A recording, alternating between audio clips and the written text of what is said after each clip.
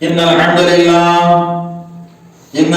لله نحمده ونستعينه ونستغفره ونعوذ بالله من شرور أنفسنا ومن سيئات أعمالنا من يهده الله فلا مضل له ومن يضلله فلا هادي له وأشهد أن محمدا عبده ورسوله أما بعد فأعوذ بالله من الشيطان الرجيم ولقد يسرنا القرآن للذكر فهل من مدكر وعن عثمان رضي الله عنه قال قال رسول الله صلى الله عليه وسلم خيركم من تعلم القرآن وعلمه শুধু মুসল্লিবৃন্দ ওয়াদানামের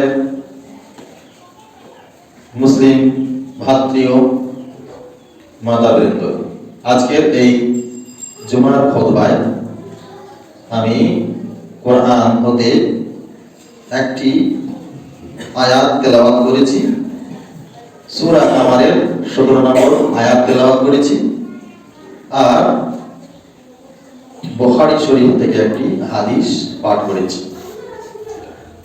সূরা কামারের এই আয়াত এবং বুখারীর এই হাদিসটিকে সামনে রেখে আজকের এই সংক্ষিপ্ত জুমার খুতবার ইতি টানবো। ওমা তৌফিক ইল্লা বিল্লাহ আলাইহি তাওয়াক্কালতু ওয়া ইলাইহি উনীব।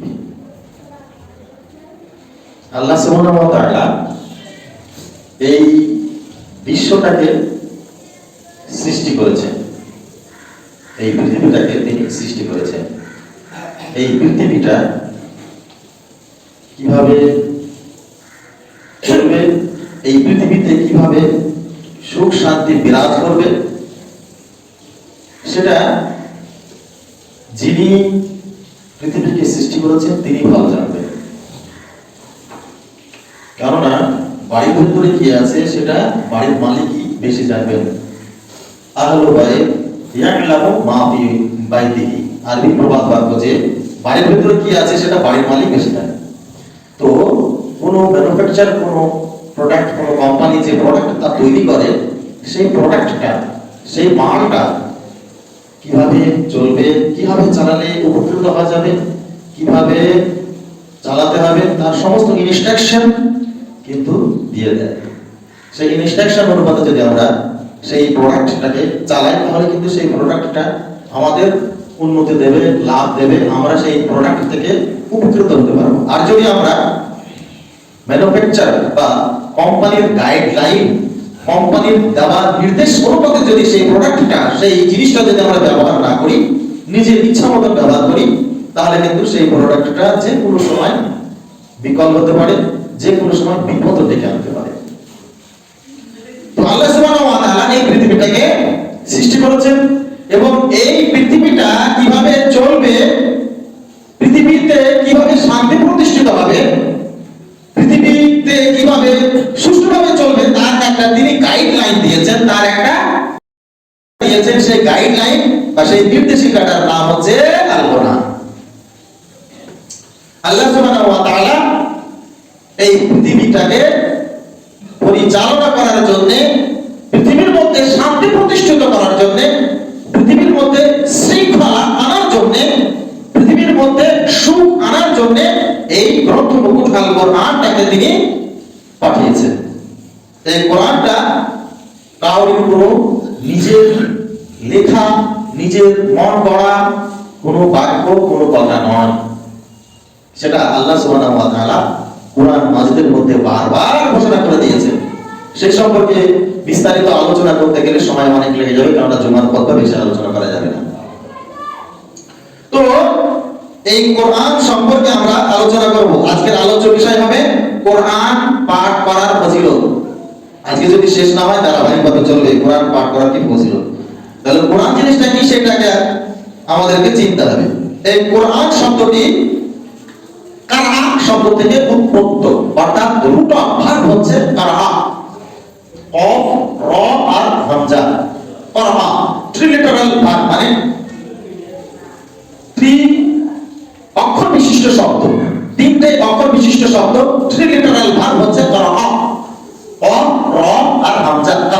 কারা ইয়াকরাউ কিরাআতান পাঠ করা, কারা ইয়াকরাউ কিরাআতান তেলাওয়াত করা, কারা ইয়াকরাউ কিরাআতান টু রিড।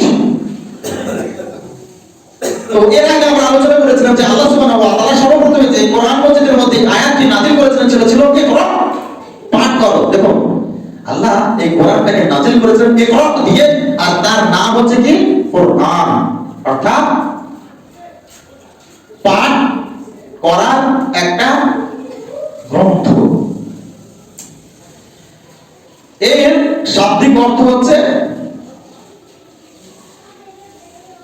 পাঠ করা, মিলানো আর জমা করা। পাঠ করা, মেলানো আর জমা করা মানে বুঝতে পারলাম না। অর্থাৎ সে পাঠ করবে আর তার ভিতরে কি জমবে? বুদ্ধি জমবে। কি জমবে? বিদ্যা জমবে। কি জমবে?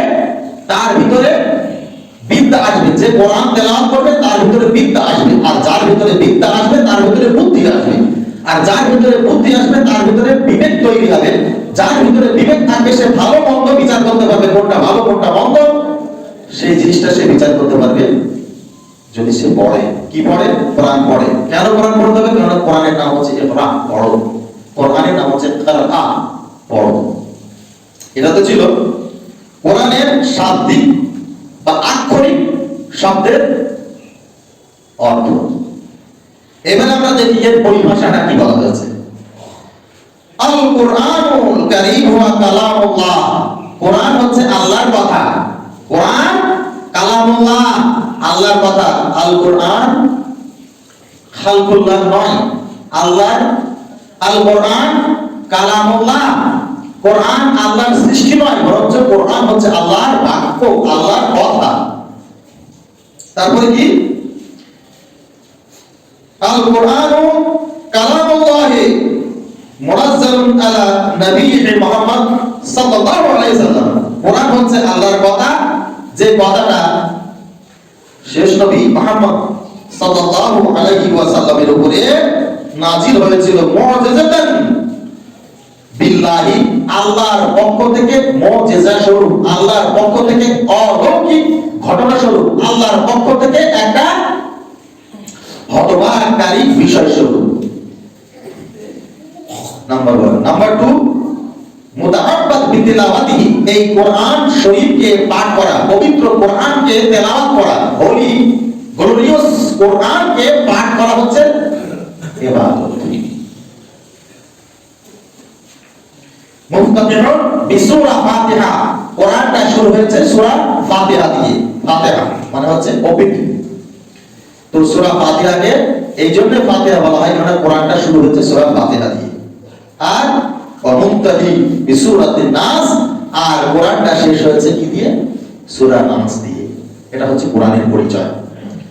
তাহলে কোরআনের শাব্দিক পরিচয় হচ্ছে পড়া, কোরআনের শাব্দিক অর্থ হচ্ছে পড়া, পাঠ্য, আর পারিভাষিক অর্থ হচ্ছে আল্লাহর কালাম, যেটা জিবরিলের মাধ্যমে শেষ নবী মুহাম্মদ সাল্লাল্লাহু আলাইহি ওয়াসাল্লামের উপরে অবতীর্ণ হয়েছে।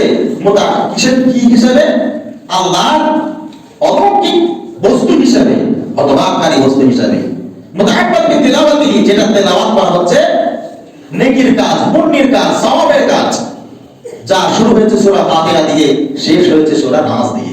এবার এই যে কোরআনের পারিভাষিক অর্থ যে বললাম কিনা, প্রত্যেকটা বাক্যের আবার ব্যাখ্যা দেব। কি বললেন?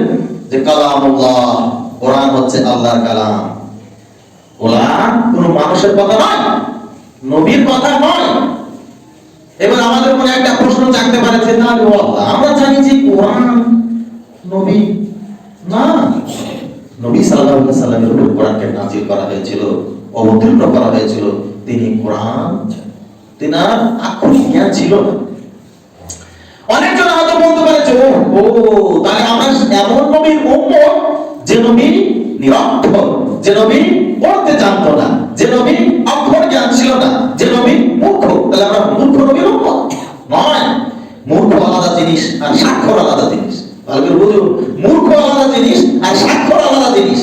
মূর্খ মানে সে লেখাপড়া জানে না কিন্তু তার জ্ঞান বুদ্ধি বিবেক সব আছে, ওই মূর্খ, অথচ যদি তার জ্ঞান বিবেক বুদ্ধি না থাকতো তাহলে আমাদের মির্জাপুরে যে এত বড় বড় অবস্থাকার কিন্তু পড়তে জানে না, জীবনও হতে পারতো না। সে পড়তে না জানলে কি হবে?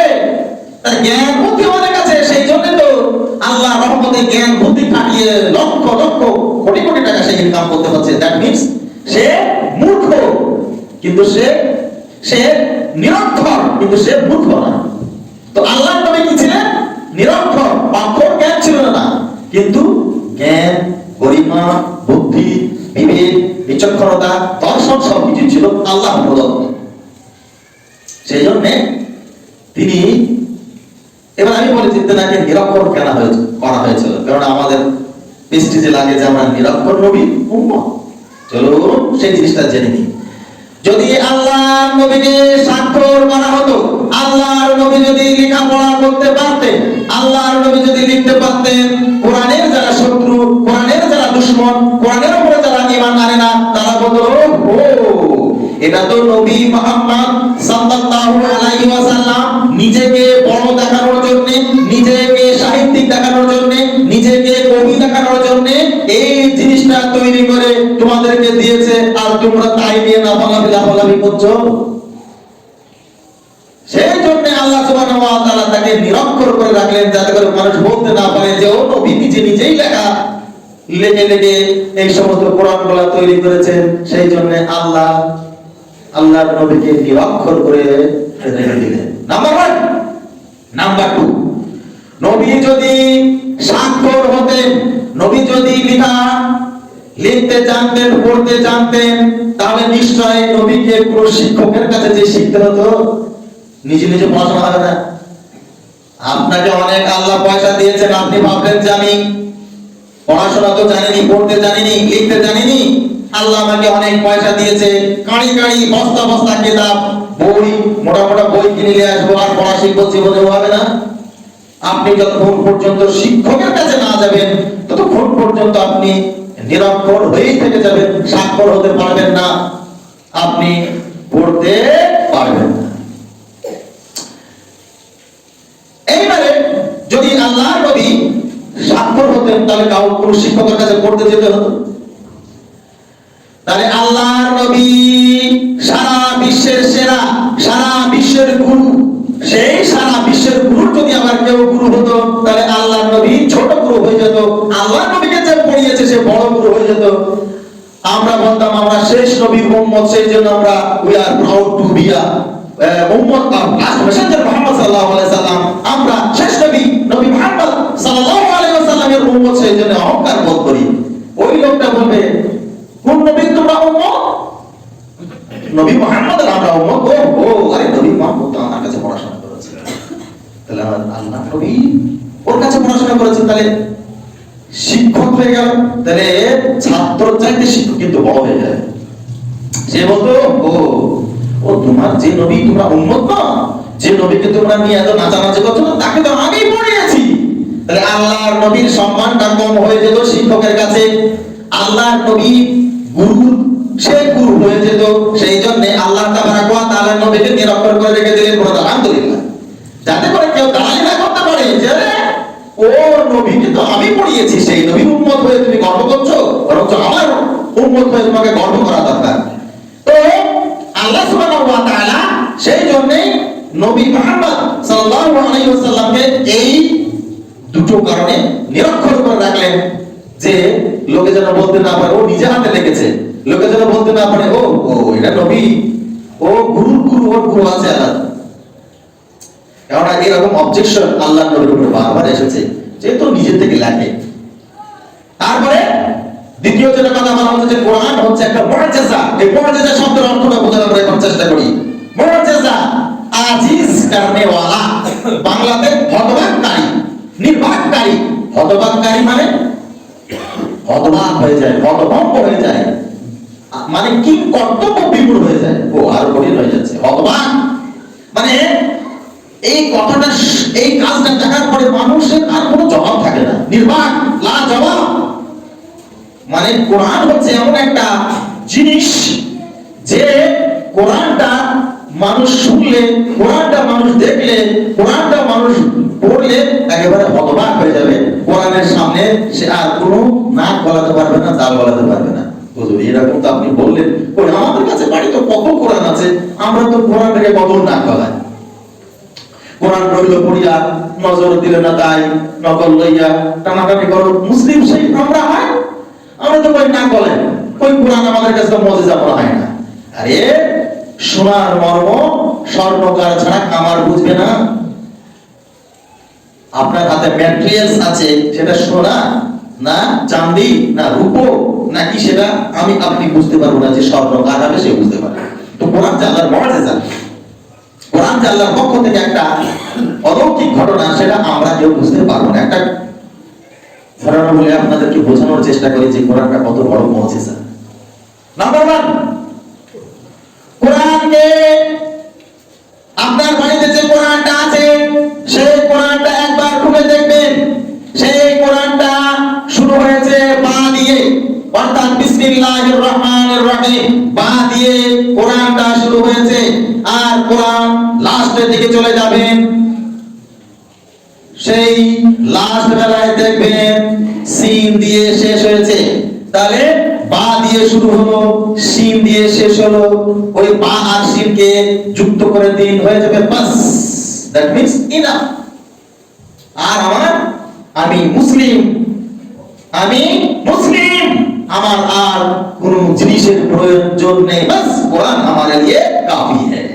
যে কোরআন মার্কা মুসলমান হবে তার বাস কোরআন কাফি। তাহলে আমি কি বললাম, কোরআন যে একটা মুজিজা, আপনি পড়তে জানো না না জানো সেটা তো বড় কথা, আপনি কোরআন দেখেই বুঝতে পারবেন যে সত্যি এটা একটা মুজিজা, যে আল্লাহ শুরু করেছেন বা দিয়ে, শেষ করেছেন সিন দিয়ে, বাস দ্যাট মিন্স ইনাফ, আর আমার কিছু দরকার নেই।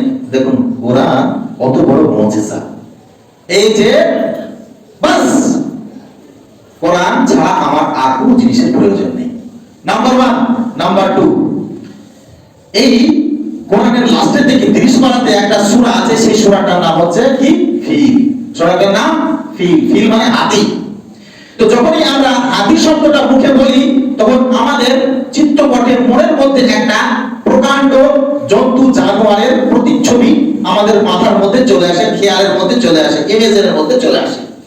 যে বিড়ালের মতন 4টে পা, কুলুর মতন 2টো কাঁধ, ময়ূর মতন দাঁত, এত বড় একটা জন্তু জানোয়ার, সেইটার নাম হচ্ছে হাতি বা ফিল।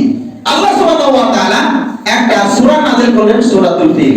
আউযু বিল্লাহি মিনাশ শাইতানির রাজীম। বিসমিল্লাহির রহমানির রহিম। আলাম তারা কাইফা ফাআলা রাব্বুকা বিআসহাবিল ফিল আলাম ইয়াজআল কাইদাহুম ফি তাদলিল ওয়া আরসালা আলাইহিম তায়রান আবাবিল তারমিহিম বিহিজারাতিন মিন সিজ্জিল ফাজআলাহুম কাআসফিন মা'কুল। কতটা আয়াত? মাত্র 3টে আয়াত। মাত্র 3টে আয়াত দিয়ে আল্লাহ সুবহানাহু ওয়া তাআলা সূরাতুল ফিল হস্তি নামক সূরাটা শেষ করে দিলেন।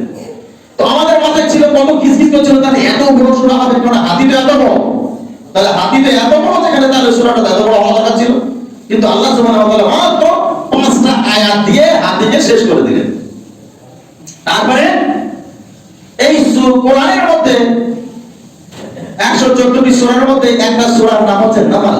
নামাল মানে চিউটি, নামাল মানে অ্যান্ট, নামাল মানে পিঁপড়ে, নামাল মানে পিপীলিকা। তো পিপীলিকা বললে আমাদের মাথার মধ্যে যে ছবিটা আসবে, যে চিত্রটা আসবে, একটা ছোট্ট জিনিস, মাত্র ছোট্ট জিনিস, খালি জায়গা আবার কোনো সময় দেখা যায় না। আর একদম সূক্ষ্ম একটা পতঙ্গের নাম হচ্ছে পিপীলিকা বা পিঁপড়ে। এইবারে আল্লাহ সুবহানাহু ওয়া তাআলা তারপরে নামাল পিঁপড়ে, তারপরে নাহাল মৌমাছি। সূরার একটা সূরার নাম হচ্ছে নাহাল মৌমাছি। তো মৌমাছি মানে কি?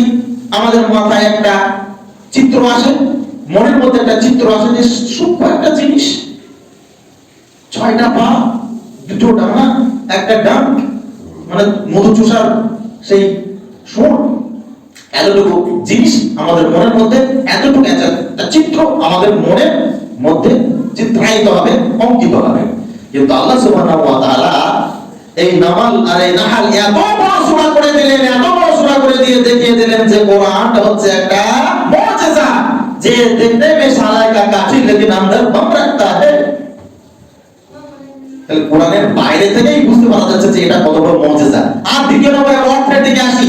আমি আগে বলেছি যে কোরআনটা যে মুজিজা, যাদের সাহিত্যিক জ্ঞান আছে, যাদের সাহিত্যের অলংকার জানা আছে, যারা সাহিত্যের রসায়ন করতে পারে, আস্বাদন করতে পারে, তাদের সামনে যদি এই কোরআনটাকে পেশ করা হয় তবেই সে বুঝতে পারবে যে হ্যাঁ সত্যি কোরআনটা হচ্ছে একটা মুজিজা, কোরআনটা হচ্ছে একটা অলৌকিক ঘটনা, কোরআনটা হচ্ছে একটা ভগবানকারী জিনিস। চলুন তার একটা ঘটনা বলি। যখন এই কোরআন প্রথম মাক্কি জিন্দেগিতে নবী সাল্লাল্লাহু আলাইহি ওয়াসাল্লামের মক্কা জীবনে 522 খ্রিস্টাব্দের আগে মক্কার জীবনে যখন কোরআন নাযিল হতে লাগলো, তখন হযরতি সম্ভবত আবু বকর রাদিয়াল্লাহু তাআলা আনহু ছোট্ট একটা সূরা, কোনটা? সূরাতুল কাউসার। আউযু বিল্লাহি মিনাশ শাইতানির রাজীম। ইন্না আ'তাইনাকাল কাউসার ফাসাল্লি লিরাব্বিকা ওয়ানহার ইন্না শানিয়াকা হুয়াল আবতার। তিনটে মাত্র আয়াত আছে এই সূরাতুল কাউসার। এই সূরাতুল কাউসারের মধ্যে তিনটে মাত্র আয়াত আছে। তো হযরত আবু বকর রাদিয়াল্লাহু তাআলা আনহু এই দুটো আয়াত, কোন দুটো? ইন্না আ'তাইনাকাল কাউসার, নিশ্চয় আমি তোমাকে কাউসার দান করেছি। দ্বিতীয়টা ফাসাল্লি লিরাব্বিকা ওয়ানহার, অতএব তুমি তোমার প্রভু নামে, প্রভুর উদ্দেশ্যে নামাজ পড়ো আর কুরবানি করো। এই দুটি আয়াত উনি সুন্দর করে লিখে কাবা শরীফে লটকিয়ে দিলেন, কাবা শরীফে ঝুলিয়ে দিলেন, আর নিচে লিখে দিলেন শূন্যস্থান পূরণ করো, fill in the balance, ব্ল্যাঙ্কটা তোমরা এবার পূরণ করো। হাজরতে এই যে তখনকার যুগে আল্লাহর নবীর যখন আবির্ভাব হয়, তখনকার যুগের মানুষ সাহিত্যিক, তখনকার যুগের মানুষ অমানুষ থাকতে পারে কিন্তু সাহিত্যিক জ্ঞান খুব ছিল। তখনকার যুগে চোর, ছেঁচড়া, নারীবাজি, দাগাবাজি, লটারিবাজি, মদখোর, মাতালামি, মার্ডার, গুন্ডামি এগুলো খুব ছিল, কিন্তু সাহিত্যিক ছিল। যেমন এখনকার যুগে মানুষ পড়াশোনা খুব জানে, কিন্তু পড়াশোনা জানলে কি হবে? একদম অমানুষ। অমানুষ মানে না আছে তার পোশাকের কোনো ঠিক, না আছে কোনো তার চুল কাটার কোনো ঠিক, না আছে কোনো তার কথা বলার ঠিক, না আছে কিন্তু বড় শিক্ষিত। যে যত বড় শিক্ষিত সে তত বড় বেশি দাগাবাজ, হারামখোর। যে যত বড় জ্ঞানী লোক সে তত বড় বেশি জ্ঞান দিয়ে সে অন্যায় কাজগুলো করছে। তো সেই সময় আল্লাহর নবীর যুগেও মানুষরা কিন্তু সাহিত্য খুব রচনা করত, সাহিত্য নিয়ে খুব ভাষা মাথা হতো। এখনকার যুগে ওই যে দেখবেন যে উর্দু যারা বলেন তাদের মুশায়রা হয়, মানে সাহিত্যিক বা কবি প্রতিযোগিতা বাংলাতে আগে হতো, এখন আর হয় না। এখনো কিন্তু উর্দুতে হয় সাহিত্য প্রতিযোগিতা বা কবিতার প্রতিযোগিতা, স্বরচিত কবিতা সেখানে হয়। তো আল্লাহর নবীর আবির্ভাবের পূর্বে কিন্তু বর্বর জাতি, অসভ্য জাতি, কিন্তু তারা এই সাহিত্য, আরবি সাহিত্য নিয়ে খুব চর্চা করত। তো আরবি সাহিত্যের বড় বড় কবি যারা হতেন, তারা তাদের কবিতা করে লেখার পরে কাবা শরীফে লটকিয়ে দিত।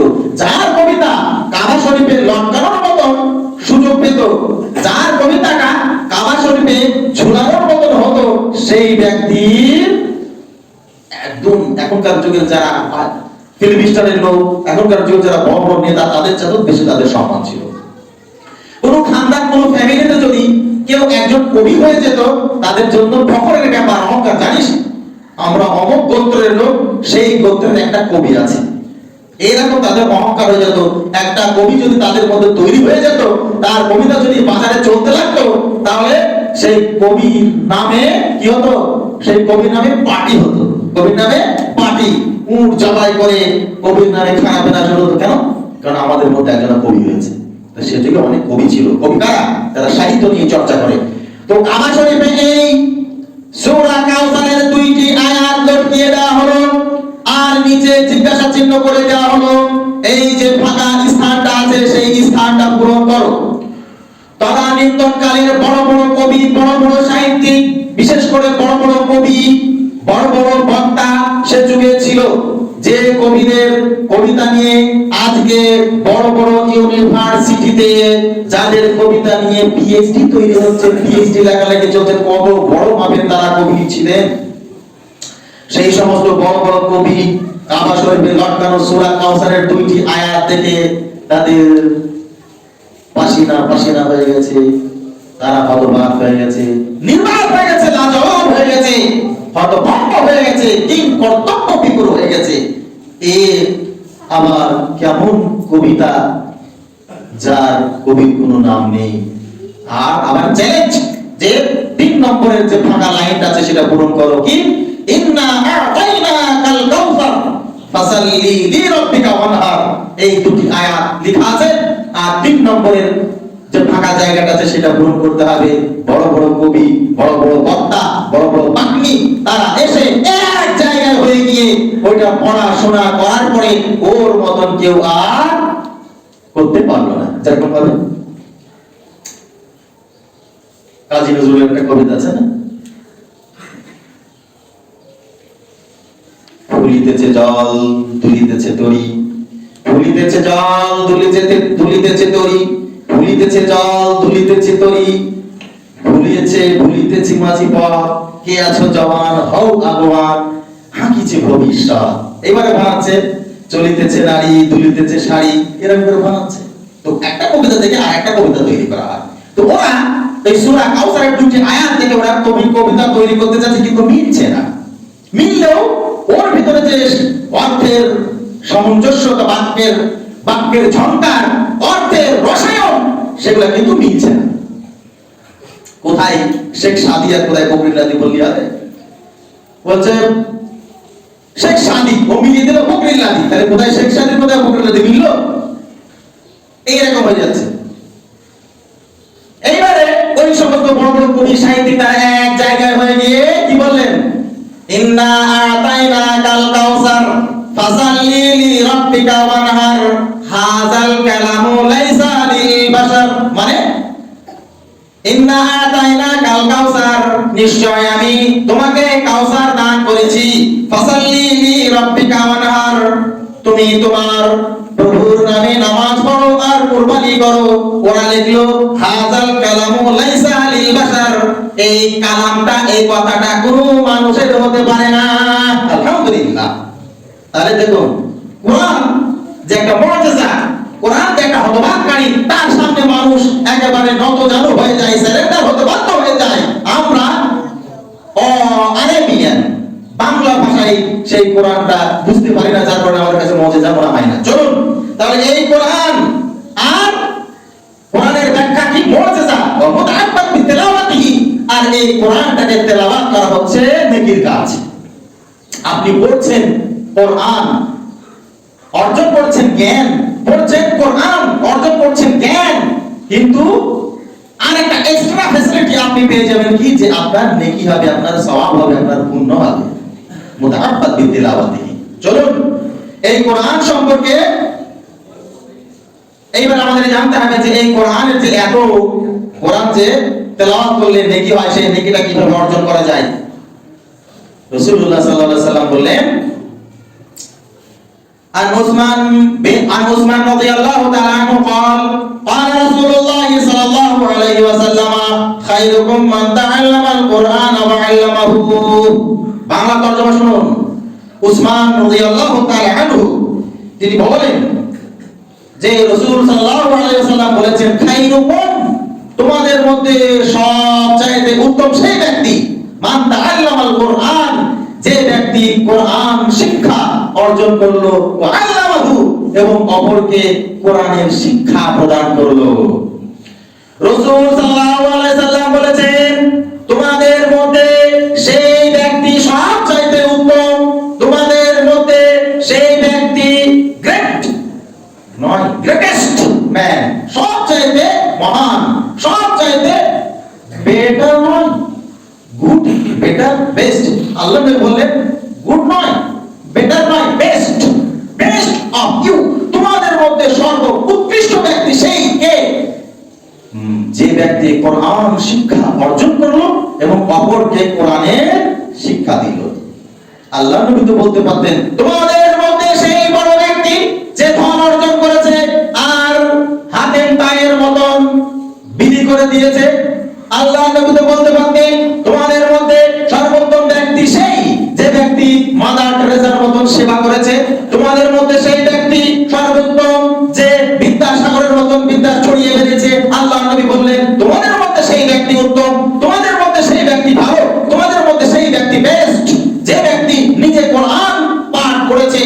কোরআনের শিক্ষা অর্জন করেছে এবং অপরকে কোরআনের শিক্ষা দিয়েছে। ভালো করে বুঝুন, কোরআন শিক্ষা করলাম দিয়ে চুপচাপ অমনি গুটিয়ে কোনো ব্যাগের মতন বসে গেলাম, সে ব্যক্তি উত্তম নয়।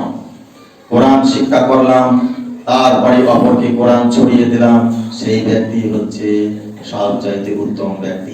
আপনার মনের মধ্যে একটা আশঙ্কা থাকতে পারে, মনের মধ্যে একটা প্রশ্ন হতে পারে, ওহো আমরা তো বাঙালি আর কোরআন তো বাংলা ভাষায় নেই, আমরা বাঙালি কোরআন তো বাংলা ভাষায় নেই, ও আমাদের জন্য কোরআন শিক্ষা করা বহুত কঠিন, কোরআন আমরা শিখতে পারবো না। আবার সবচাইতে কঠিন হচ্ছে কি, আমরা বাংলা বাম দিক থেকে পড়ি, বাংলা বাম দিক থেকে লেখি, বাম দিক থেকে পড়ি, ও বাবা আরবি আবার ডান দিক থেকে লেখা হয়, আরবি আবার ডান দিক থেকে পড়া হয়। এইটা আমার কাছে বুঝেই আসে না। ওই আমাদের যখন পরীক্ষা হচ্ছিল ওই বিএড ট্রেনিং এর সময়, তো বিএড ট্রেনিং এর সময় ওই হয় ইন্টারভিউ, মানে মৌখিক পরীক্ষা হয়, মানে যে সমস্ত প্র্যাকটিক্যাল আছে সেই সমস্ত প্র্যাকটিক্যাল গুলো জমা দিতে গেলে তখন ওইখানে ফেস টু ফেস তখন পরীক্ষা হয়, মৌখিক পরীক্ষা, প্র্যাকটিক্যাল পরীক্ষা যাকে বলে। এবারে একজন ম্যাডাম এসেছেন, ম্যাডাম এসে বলছেন, ও বাবা এই তো আরবি, ও আমার আরবি নাকি ডান দিক থেকে, তুমি কি করে পড়ো, আমার এই তুমি এর ভেতরে বাংলাও লেগেছো, তো আমার ইংরেজিও আছে, কি করে কি করো? ম্যাডামকে বললাম কোনো সমস্যা নেই, আপনি দেখুন, উনি ভাবছেন যে আরবি যেরকম ডান দিক দিয়ে লেখা হয়, তো এ বাংলা মনে হয় আরবির সাথে সাথে বাংলা গুলোও ডান দিক দিয়ে লিখেছে, উনি বাম দিক থেকে আর পড়তে চাইছেন না, ডান দিক থেকে পড়তে চাইছেন। তো তিনি তো একদম বাঙালি আমাদের মতো, তো আমরা কি মনে করি, ও আরবি মানে বিশাল কঠিন, কোরআন মানে বিশাল কঠিন। তো আমাদের এই মনের মধ্যে যে ভয়, মনের মধ্যে যে ভীতি, মনের মধ্যে যে একটা ত্রাস, মনের মধ্যে যে একটা অনীহতা, যে আরবি পড়তে পারবো না, কোরআন শিখতে পারবো না, আল্লাহ সুবহানাহু ওয়া তাআলা আমাদের এই মনের ভিতরে যে প্রশ্ন আছে সেই প্রশ্নের উত্তর দিচ্ছেন। আমাদের মনের ভিতরে যে আরবির প্রতি যে একটা ভয় আছে, ভীতি আছে, সেই ভয় ভীতিটাকে কাটিয়ে দেওয়ার জন্য বলছেন, ওয়ালাকাদ ইয়াসসারনাল কুরআনা লিযিকরি ফাহাল মিন মুদ্দাকির। বাংলা তরজমা, ওয়ালাকাদ নিশ্চয় আমি আল্লাহ সুবহানাহু ওয়া তাআলা ইয়াসসারনা সহজ করে দিয়েছি, সো ইজি সহজ করে দিয়েছি কোরআনকে, আমি আল্লাহ এই কোরআনকে সহজ করে দিয়েছি লিযিকরি স্মরণের জন্য, লিযিকরি পড়ার জন্য, লিযিকরি বোঝার জন্য। তারপর আল্লাহ বলছেন, আল্লাহ সুবহানাহু ওয়া তাআলা আমাদের মনের ভিতরে যে আশঙ্কা, ভয়, ভীতি, টেনশন ছিল যে আমরা আরবি পড়তে পারবো না, কোরআন পড়তে পারবো না, তার উত্তরে বললেন, আমি আল্লাহ সুবহানাহু ওয়া তাআলা অবশ্যই এই কোরআনকে সহজ করে দিয়েছি। কার জন্য? পাঠকের জন্য। কার জন্য? হাফেজের জন্য। কার জন্য? যে বুঝতে চাই তার জন্য আমি আল্লাহ সুবহানাহু ওয়া তাআলা কোরআনকে সহজ করে দিয়েছি। ইয়াসসারা ইউয়াসসিরু, সো ইজি, অতি সহজ, অতি সরল, পানির মতন করে আমি আল্লাহ সুবহানাহু ওয়া তাআলা কোরআনটাকে তোমাদেরকে দিয়েছি। তারপর বলছেন, ফাহাল মিন মুদ্দাকির, আছো কেউ তোমাদের মধ্যে যে এই কোরআনটাকে সে পড়বে, এই কোরআনটাকে সে বুঝবে, কোরআনটাকে সে অনুধাবন করার চেষ্টা করবে? আল্লাহ সুবহানাহু ওয়া তাআলা মনুষ্য জাতিকে বললেন, সারা বিশ্বের মানুষকে বললেন, কেবল মুসলমানদেরকে নয়, সারা বিশ্বের মানুষকে বলতে চাইলেন যে দেখো আমি আল্লাহ সুবহানাহু ওয়া তাআলা কোরআনকে অতি সহজ করে দিয়েছি, কিন্তু আছো কি তোমরা কোরআনটাকে পড়বে? আছো কি তোমরা কোরআনটাকে বুঝবে? আছো কি তোমরা অনুধাবন করবে? আছো কি তোমরা কোরআন অনুবাদে চলবে? সূরা কামারের এই 17 নম্বর আয়াতে আল্লাহ সুবহানাহু ওয়া তাআলা আমাদেরকে স্যাটিসফাইড করলেন, আমাদেরকে অভয় দিলেন, আমাদেরকে উদ্বুদ্ধ করলেন কোরআন পাঠের দিকে, কোরআন পড়ার দিকে, কোরআন শিক্ষার দিকে। এইবারে আমাদেরকে এই কোরআন পাঠ করতে হবে। আগের জুম্মাতে বলেছি যে আল্লাহ সুবহানাহু ওয়া তাআলা সর্বপ্রথমে বলেছেন পড়ো। এইখানে আল্লাহ সুবহানাহু ওয়া তাআলা বললেন, শোনো আমি তোমাদের জন্য অবশ্যই কোরআনকে সহজ করে দিয়েছি, আছো কি কেউ যে তোমরা কোরআনকে হেফজ করবে? দেখুন কোরআন কতটা সহজ, তার একটা উদাহরণ দিয়ে আজকের বক্তব্য শেষ করে দেব। আর বাদ বাকি কোরআন পড়ার কি ফজিলত আছে সেটা ইনশাআল্লাহ আগামী সপ্তাহে হবে। কোরআন কতটা সহজ, কোরআন পড়া কতটা সহজ আপনাদেরকে হাতে কলমে একটা বোঝানোর চেষ্টা করি। আমরা বাংলা ভাষী লোক, আমরা আমাদের মাতৃভাষা বাংলা, আমরা বাংলা ভাষী লোক, আমাদের মাতৃভাষা বাংলা, আমাদের মাতৃভাষা বাংলা, আমরা বাংলায় কথা বলি, আমরা বাংলায় খাই, বাংলায় গান গাই। আমি বাঙালি, আমি বাংলায় কথা বলি, বাংলায় গান গাই, বাংলায় ভালোবাসি। তো এই বাংলার অক্ষর কতটা জানেন? এই বাংলার অক্ষর হচ্ছে 50 অনেকটা অক্ষর, অ থেকে নিয়ে একদম চন্দ্রের ভিতর চাঁদ পর্যন্ত, তার ভিতরে রি আছে, কেউ রিটাকে বাদ দিয়েছে, লি আছে, লিটাকে বাদ দিয়েছে, মোটামুটি ধরো 49টা। কতটা? 49টা অক্ষর যদি আমরা পড়তে পারি। আমাদের ভিতরে কেউ আছে যে বাংলা জানে না? কে আছে এমন যে বাংলা জানে না? বাংলা জানতে গেলে কিন্তু ওই 49-50টা অক্ষর তাকে কিন্তু জানতে হবে। এই 49টা অক্ষর যদি সে না জানে তাহলে কিন্তু সে বাংলায় কথা বলতে পারবে না। আমরা বাংলায় কথা বলি, তার মানে 49টা অক্ষর কিন্তু আমাদের জানা আছে।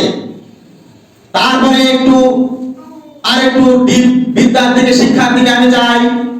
বাংলায় আর আরবিতে, তাহলে বাংলায় 49টা অক্ষর আমরা মুখস্থ করেছি, 49টা অক্ষর দিয়ে আমরা কথা বলি এবং পড়াশোনা করি। তাহলে যে 49টা অক্ষর দিয়ে কথা বলতে পারবে, 49টা অক্ষর মুখস্থ করে বাংলা বলতে পারবে, বাংলা লিখতে পারবে, বাংলা পড়তে পারবে, সেই লোকটা মাত্র 28টা অক্ষর পড়তে পারবে না? আলহামদুলিল্লাহ। আরবিতে কটা অক্ষর? 28টা মাত্র। আমি কম করে দিলাম, 29টা অনেকজন বলছে, আমি কম করে দিলাম আপনাদের জন্য অফার, যে আপনি যদি মাত্র 28টা অক্ষর পড়তে পারেন তাহলে জানবেন যে আপনি আরবির যে অ্যালফাবেট আছে, বর্ণমালা আছে, সেগুলো আপনার আয়ত্তে চলে এসেছে। যে বাঙালি 49টা অক্ষর মুখস্থ করতে পারে, সেই বাঙালি মাত্র 28টা অক্ষর মুখস্থ করতে অবশ্যই পারে। আলহামদুলিল্লাহ। তো আল্লাহ সুবহানাহু ওয়া তাআলা বলছেন, ওয়ালাকাদ ইয়াসসারনাল কুরআনা লিযিকরি, আমি আল্লাহ কোরআনকে সহজ করে দিয়েছি। কত সুন্দর সহজ করে দিয়েছে। বাংলাতে 49টা অক্ষর আমরা মুখস্থ করে ফেলেছি, আর মাত্র 28টা অক্ষর মুখস্থ করতে পারবো না। নাম্বার 1, আল্লাহ বললেন আমি কোরআনকে সহজ করে দিয়েছি। তার আরেকটা দ্বিতীয় উদাহরণ, বাংলা ভাষায় আপনার 2 রকমের বর্ণ আছে, একটা যে স্বরবর্ণ, একটা যে ব্যঞ্জন বর্ণ। ব্যঞ্জন বর্ণ, স্বরবর্ণ। ব্যঞ্জন বর্ণ, স্বরবর্ণ। এই যে স্বরবর্ণ আছে, এই স্বরবর্ণ দ্বারাতে কিন্তু স্বরচিহ্ন হয়।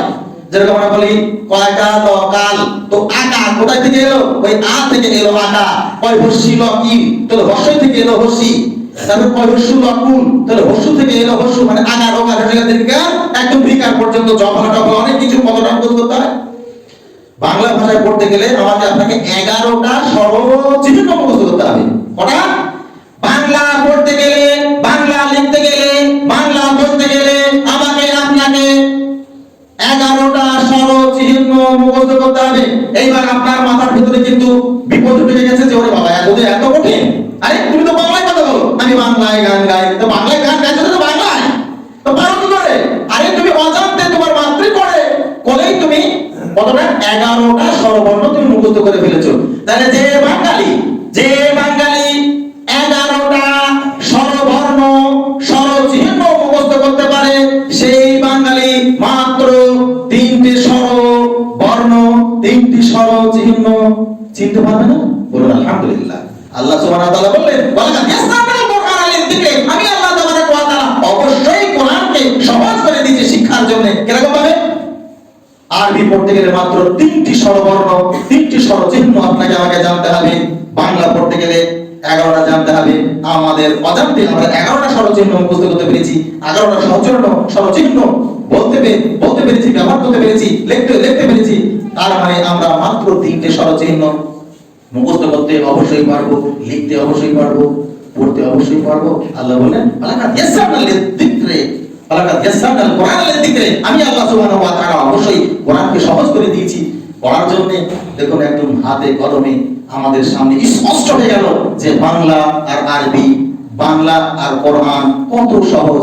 বাংলা অনেক কঠিন আর কোরআন অনেক সহজ। সেই জন্য আল্লাহর কাছে দোয়া করে যে আল্লাহ, তোমার নবী যে বলে গেছেন তোমাদের মধ্যে সর্বোৎকৃষ্ট ব্যক্তি সেই যে ব্যক্তি কোরআন পড়ে এবং পড়ায়। তো আমরা যেন তোমার নবী, আমার নবী কথা অনুপাতে কোরআন পড়া শিখতে পারি, তার তুমি আমাদেরকে তৌফিক দান করো, আল্লাহু আমিন। আর আমরা যারা পড়ছি তারা যেন কোরআনটাকে সঠিকভাবে পড়ে তার অর্থ এবং তার মর্মার্থ অনুধাবন করতে পারি, আল্লাহ তুমি তার তৌফিক আমাকে দাও। কেননা তুমি যদি তৌফিক দাও তাহলে অবশ্যই হবে, কেননা তুমি বলেছো রব্বি জিদনি ইলমা। সেই জন্য তোমার কাছে আমরা বিদ্যা চাইছি, আল্লাহ তুমি আমাদের বিদ্যাকে বাড়িয়ে দাও। আল্লাহ সারা বিশ্বের মুসলমানদের অবস্থা তুমি পরিবর্তন করো। সারা ভারতবর্ষের মধ্যে যে জুলুম অত্যাচার হচ্ছে, যেটা আমরা সোশ্যাল মিডিয়ার মাধ্যমে পেপার পত্রিকার মাধ্যমে জানতে পাচ্ছি, যে জুলুম চলছে, অত্যাচার চলছে, এই কনকনে ঠান্ডায় কনকনে শীতে খোলা আকাশের নিচে তাদেরকে পানি দিয়ে স্নান করিয়ে দেওয়া হচ্ছে। আল্লাহ এই যে জুলুম চলছে, এই যে অত্যাচার চলছে, এই অত্যাচার এর কালো হাতকে আল্লাহ তুমি গুঁড়িয়ে দাও। আর হয়তো তুমি তাদেরকে হেদায়েত দান করো, যদি হেদায়েত যদি না পাই আল্লাহ তুমি তাদেরকে শেষ করে দাও। আল্লাহুম্মা আমিন। আল্লাহ তুমি আমাদের টাকা পয়সা রুজি রোজগারে তুমি বরকত দান করো। আমাদের মধ্যে যে অভাবী আছে আল্লাহ তুমি তার অভাবকে দূর করিয়ে দাও। যে ঋণগ্রস্ত আছে আল্লাহ তার ঋণকে পরিশোধ করার তুমি ক্ষমতা দান করো।